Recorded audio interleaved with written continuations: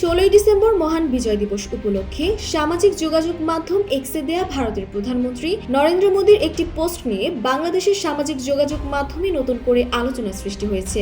মোদী এই দিনটিকে কেবল ভারতের ঐতিহাসিক বিজয় হিসেবে উল্লেখ করেছেন, যেখানে বাংলাদেশের মুক্তিযুদ্ধ বা বীরত্বপূর্ণ সংগ্রামের কোনো কথা বলেনি।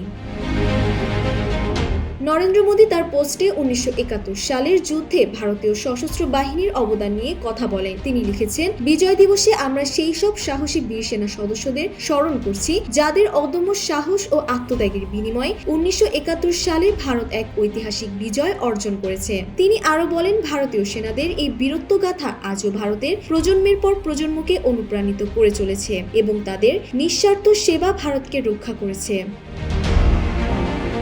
জীবন অবাক না করলে কে করবে? 28% মিল্ক ফ্যাটের অবাক করার সাথে ফ্রেশ মিল্ক পাউডার। জীবন অবাক করুক প্রতিদিন।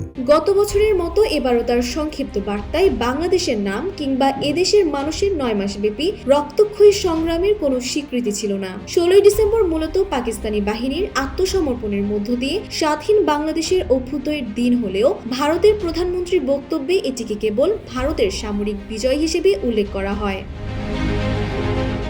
এতে বাংলাদেশের সাধারণ মানুষ ক্ষোভ প্রকাশ করে বলেছেন, এই ধরনের বক্তব্য বাংলাদেশের মুক্তিযুদ্ধের ইতিহাস ও সার্বভৌমত্বকে ছোট করেছে। ডেস্ক রিপোর্ট, জয় জয় দিন।